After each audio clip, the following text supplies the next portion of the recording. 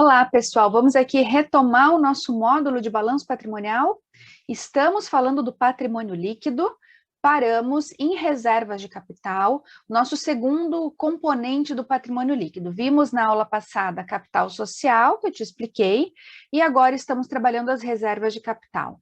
Nós já falamos sobre duas reservas de capital. Falamos sobre bônus de subscrição e ágio na subscrição. Vem aqui para o material comigo e vamos dar continuidade às reservas de capital.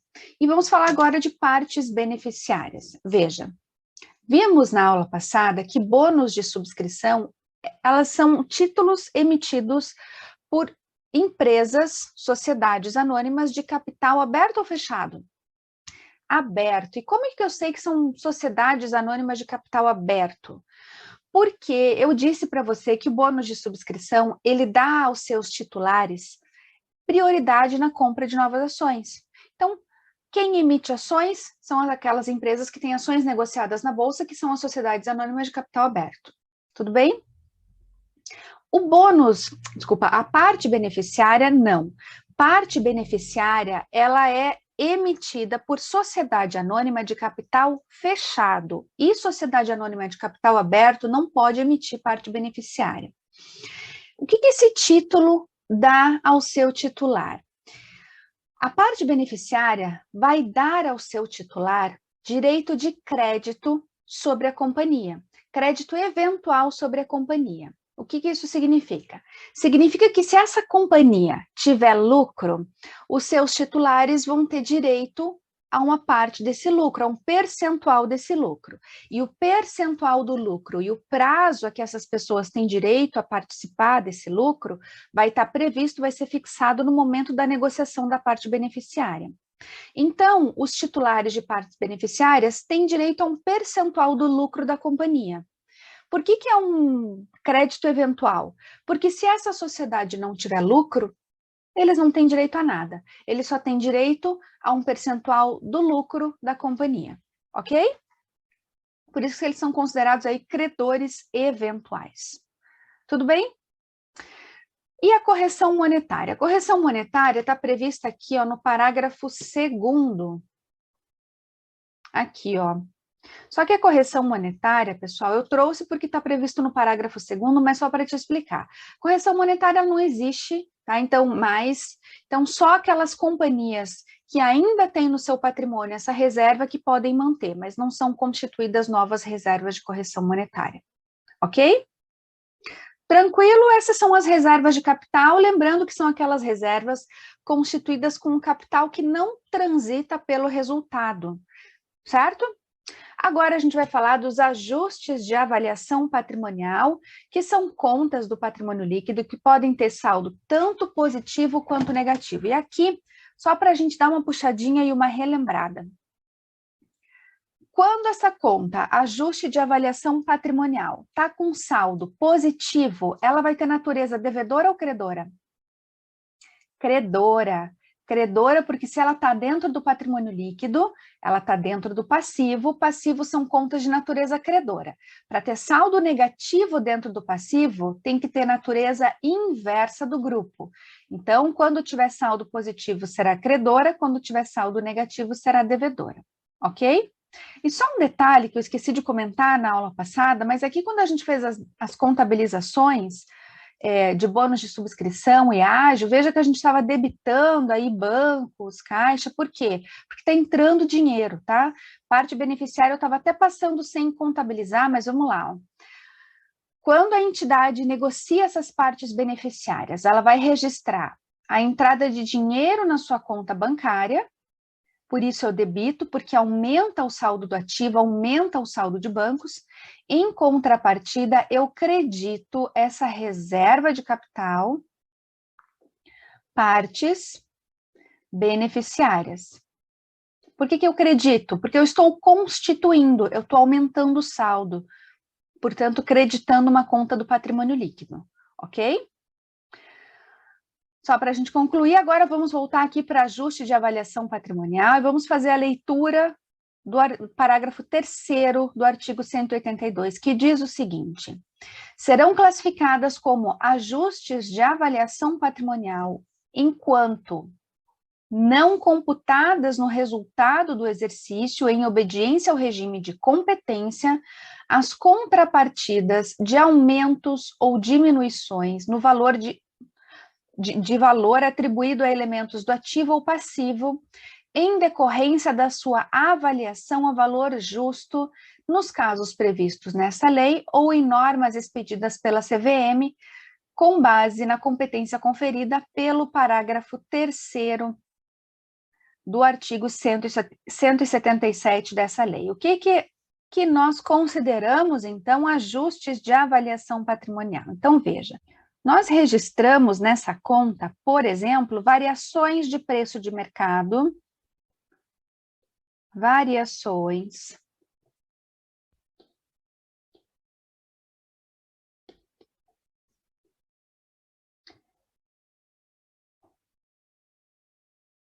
de preço de mercado dos instrumentos financeiros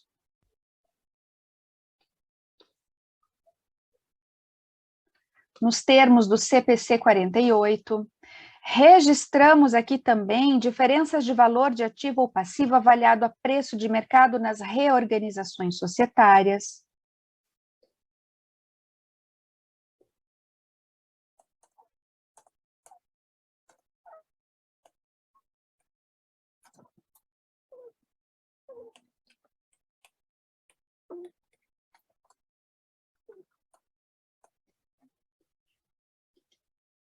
Então, perceba que não é qualquer elemento do ativo ou passivo que vai ter como contrapartida essa conta. São elementos do ativo ou passivo que tem aumento ou diminuição do seu saldo em decorrência da avaliação a valor justo. Não é qualquer elemento do ativo ou passivo, são itens bem pontuais. E nós registramos nessa conta até o momento em que iremos transferir esse valor para o resultado em respeito ao regime de competência. O que o regime de competência determina? Que nós registramos receitas e despesas à medida que o fato ocorre. Então, os valores registrados nessa conta, eles vão ser transferidos para o resultado à medida que os ativos e passivos forem sendo realizados.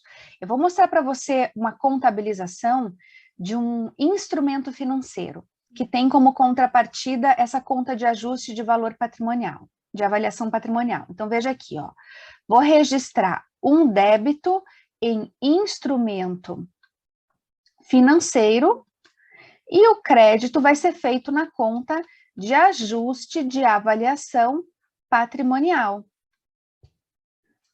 Se a conta de ajuste de avaliação patrimonial for negativa, teríamos um lançamento em que debitaríamos essa conta de ajuste de avaliação patrimonial, ok? Então, são itens muito pontuais e é sempre importante você saber que essa conta aqui, ela pode ter saldo positivo ou negativo. Quando for positivo, como eu falei, acabei apagando aqui sem querer, quando for positivo, vai ter saldo credor, quando for negativo, vai ter saldo devedor. Certo? Conseguiram compreender aqui? Vamos agora, então, já que a gente passou por ajuste de avaliação patrimonial, vamos falar agora das reservas de lucros. E reserva de lucros é o seguinte, são várias reservas de lucros que nós vamos ver. Essas reservas, como vimos aqui, ó, tá aqui no parágrafo 4º, elas são constituídas pela apropriação do lucro da companhia. Então, fazemos lá os registros de receitas e despesas e apuramos ao final do exercício o lucro da companhia. A partir desse saldo de lucro é que nós vamos... Fica tão ruim de escrever assim, mas veja aqui, ó, a partir do saldo de lucro é que nós vamos constituir essas reservas, que são diversas, e nós vamos ver agora a partir desse momento. Então, é a partir do lucro, diferente das reservas de capital, que nós vimos que aquelas reservas de capital não transitam pelo resultado, não são constituídas a partir do lucro. Essas aqui são. Veja o que diz aqui, ó, o artigo 199. Diz o seguinte... Primeiro que o parágrafo 4º eu acabei de comentar com você, né? Serão classificados como reservas de lucros as contas constituídas pela apropriação de lucros da companhia. O saldo das reservas de lucros, exceto para contingências de incentivos fiscais e lucros a realizar, não poderá ultrapassar o capital social. Atingido esse limite, a Assembleia deliberará sobre a aplicação do excesso na integralização ou no aumento do capital social ou na distribuição de dividendos. Então, as reservas de lucros, com exceção de reserva de contingências, incentivos fiscais e lucros a realizar, não podem ultrapassar o saldo de capital social. Quando isso acontece, chegamos no saldo de capital social, o que vai ser feito? A Assembleia vai decidir se nós vamos utilizar esse excesso para integralizar, aumentar capital social, ou se vamos distribuir dividendos, ok? Então, tem que ser dada uma destinação para essas reservas, para esse saldo que excede. E essas são as reservas de lucros, com exceção essa daqui, ó. Essa daqui eu até deixei, como eu vi que estava no teu material, eu coloquei assim aqui também. Mas isso aqui não é reserva, e eu até comentei com você em aulas anteriores, quando eu falei do passivo, lembra que a gente viu o prêmio na emissão de debêntures, e eu te falei, olha, lá no patrimônio líquido, eu vou citar para você. E está aqui por uma razão, e eu vou te falar no finalzinho, porque essa é a última reserva que eu vou citar. São várias reservas de lucros, nós vamos começar com a reserva legal. E a reserva legal, agora você vai aprender, além da razão dela existir, da função dessa reserva, você vai aprender a calcular a reserva legal e como a gente contabiliza essa reserva legal. Veja aqui comigo, então, o que diz o artigo 193. Ele diz que do lucro líquido, 5% vai ser aplicado antes de qualquer outra destinação na constituição da reserva legal, que não excederá 20% do capital social. Parágrafo 1º. A companhia poderá deixar de constituir a reserva legal no exercício em que o saldo dessa reserva, acrescido do montante das reservas de capital, exceder a 30% do capital social. Antes de ir para o parágrafo 2º, deixa eu te explicar esses itens que acabamos de ver. Então, como é que você constitui reserva legal? A partir do lucro líquido apurado na DRE, antes de qualquer outra destinação, vamos constituir reserva legal. Mas tem aqui um porém, esse antes de qualquer outra destinação, tem um porém que eu já vou te explicar. Mas aí você constitui a reserva legal. Reserva legal, ela é composta por 5% do lucro líquido. Aplicamos 5% no saldo do lucro líquido e chegamos no saldo de reserva legal. Mas existem alguns limites previstos na lei. Existe o limite obrigatório e existe o limite facultativo. O limite obrigatório é esse aqui, ó. Opa. Esse é o limite obrigatório, 20% do capital social. A partir do momento que o saldo da tua reserva legal atingir 20% do capital social, você não constitui mais reserva legal. Já vou te mostrar com um exemplo. E qual é o limite facultativo? É esse do parágrafo 1º. Reserva legal mais o saldo de reservas de capital. Se esse valor exceder 30% do capital social, você pode deixar de constituir essa reserva. Segura aí que eu já vou te mostrar. Antes, para que serve a reserva legal? Tá aqui, ó.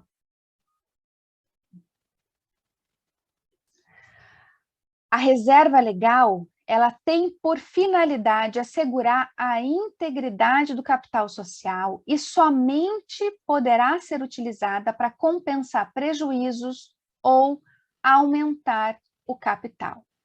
Certo? Então, assim como esse parágrafo cita, essa reserva tem por finalidade assegurar a integridade do capital social e só pode ser utilizada para compensar prejuízos e aumentar capital social. Essa reserva, ela é, como você está vendo, uma imposição da lei. Não é uma reserva facultativa. Essa é uma reserva imposta pela lei, que cita, inclusive, como ela deve ser constituída. Então, veja aqui, ó. Então, funciona da seguinte forma. Nós temos aqui, ó, por exemplo, um lucro líquido do exercício de R$2.000, por exemplo. Nós vimos aqui que a lei cita que antes de qualquer outra destinação, nós vamos constituir a reserva legal. Mas que essa reserva tem como finalidade a proteção do capital social, e ela vai ser utilizada para compensar prejuízos. Na prática, como isso funciona? Funciona da seguinte forma: se essa entidade tem prejuízos acumulados, nós vamos, a partir aqui do lucro líquido, vamos fazer a compensação dos prejuízos acumulados, por exemplo, aqui, ó, R$300, e chegamos em um resultado ajustado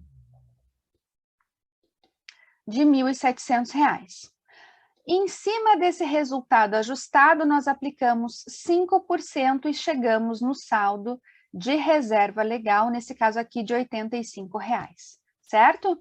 Então, a reserva, vou fazer aqui embaixo, a reserva legal, ela será 5% vezes o lucro líquido do exercício menos prejuízo acumulado. É assim que nós calculamos a reserva legal, tá? A gente vai entrar, isso aqui também está previsto na Lei 6404, nós vamos entrar nesses detalhes quando a gente for falar aqui, ó, da demonstração dos lucros ou prejuízos acumulados, também da demonstração das mutações do patrimônio líquido, porque aqui a gente vai entrar nos artigos da lei que mostram exatamente como nós fazemos todas as destinações do lucro do exercício.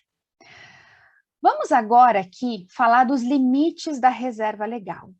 E aí, nós vimos que a lei traz dois limites. Temos o limite obrigatório,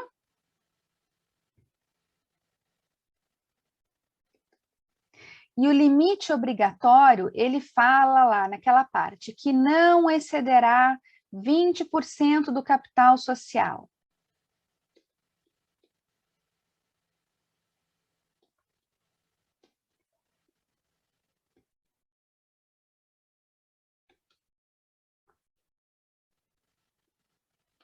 Lembra? E temos também o limite facultativo.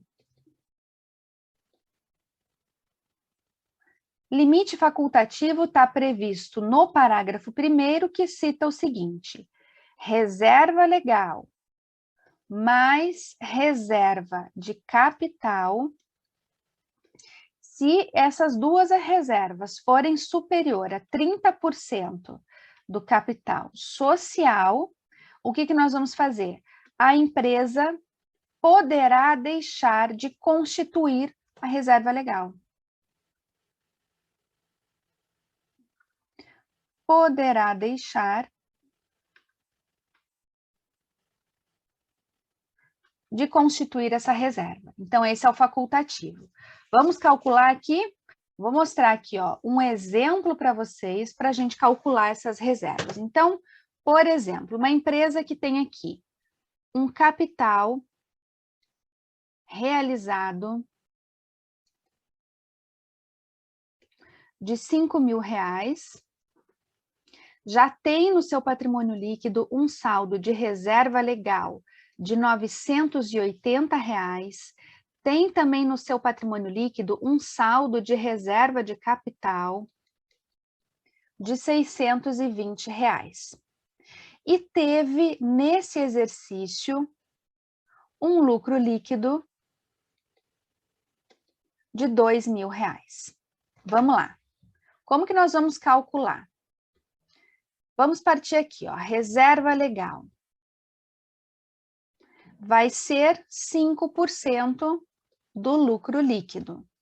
Nesse caso aqui não precisa ajustar nada, né? Então, R$100. Mas aí eu te pergunto, você vai constituir esse valor integral para a reserva legal e transformar o teu saldo de reserva legal em R$1.080? Você ainda não sabe. Para poder dizer isso, você precisa calcular os limites. Só depois de calcular os limites é que você sabe qual é o valor que você vai aplicar aqui para a reserva legal. Esse é o valor que você pode jogar. Mas antes, vamos dar uma olhadinha no limite obrigatório.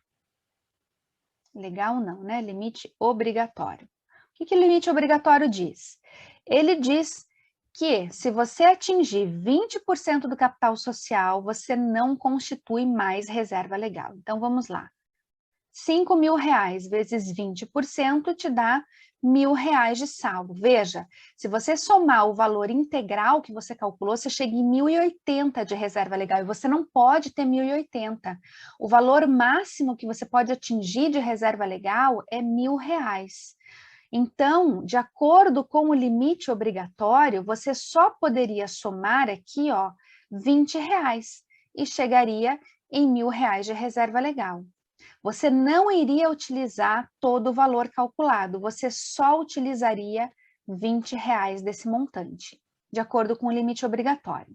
E o que o limite facultativo diz?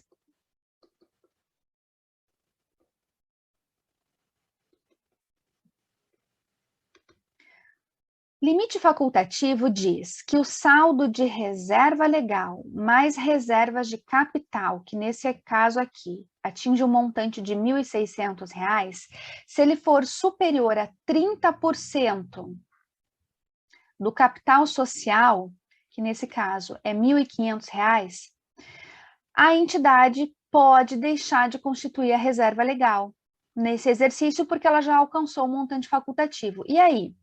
Ela pode? Pode. Se ela quiser, ela não precisa mais constituir reserva legal. Perceba que a soma da reserva de capital com reserva legal é superior a 30%.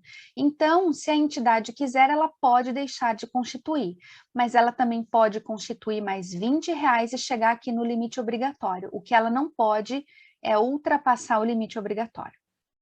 Ok? Conseguiram compreender?